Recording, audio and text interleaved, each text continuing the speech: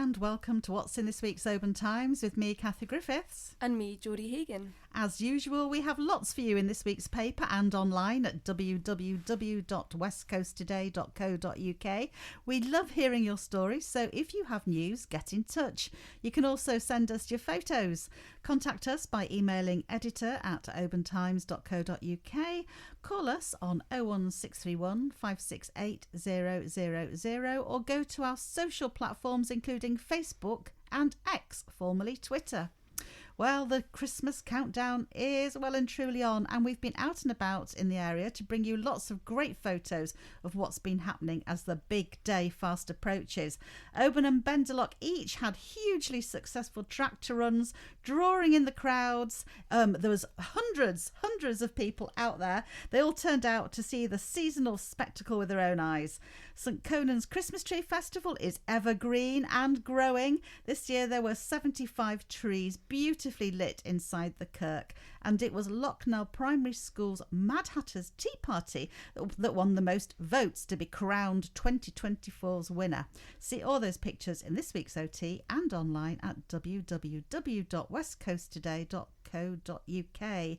Now, boys and girls, I hope you've all been good, because Santa is coming to town this Saturday. He's going to be at the Royal Hotel with his friends Oban and Lawn Lions Club between 11 a.m. and 3 p.m. So go along there if you want to get a sneaky peek at Santa. And what's on your wish list for Santa? Well, there are still hopes and ambitions for a skate park and pump track for Oban. Such a development could cost between $900,000 and $1.3 million to build. The community would need to raise the first $200,000 of that towards it, but it will make the area's young people happier, say project supporters. Again, read more about that in the OT or online at www.westcoasttoday.co.uk.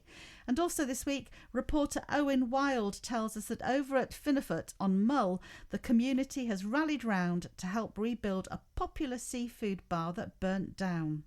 And staying with news from our islands, Tyree Music Festival has won Small Event of the Year at the National Outdoor Event Association's annual awards. So well done, TMF team. Over to you, Jodie.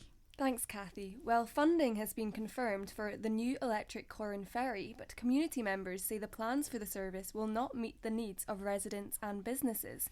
The proposed electric ferry has been praised by the Highland Council and the Scottish Government for its energy efficiency and predicted contributions to environmental targets, but members of the Coran ferry steering group are worried about the ferry's carrying capacity and the resilience of the service. You can read more about that in this week's paper and online. Oban Ravens squash team battled Storm Burt to get to their last Wisps tournament of the year in Aberdeen, and they did not let getting stuck in the snow for an hour put them off their game. And a quick sneak peek into this week's Lochaber Times. I was at Lochaber Hope in Fort William to meet the volunteers at the mental health charity's Woodwork Studios, who have been making beautiful handcrafted wooden Christmas trees to raise money for the charity's essential services. You can watch out for videos of their skilled work on www.westcoasttoday.co.uk or read this week's Lochaber Times to find out more. In other news, Sandy Neal has been finding out more about business groups pleading with Argyll and Bute Council to ditch a proposed visitor levy before a crunch meeting of councillors in a fortnight. Also, the Isle of Jura's council-run car ferry broke down for 3 days last week, forcing passengers of all ages to risk a 12-foot ladder if they needed to get on or off the island.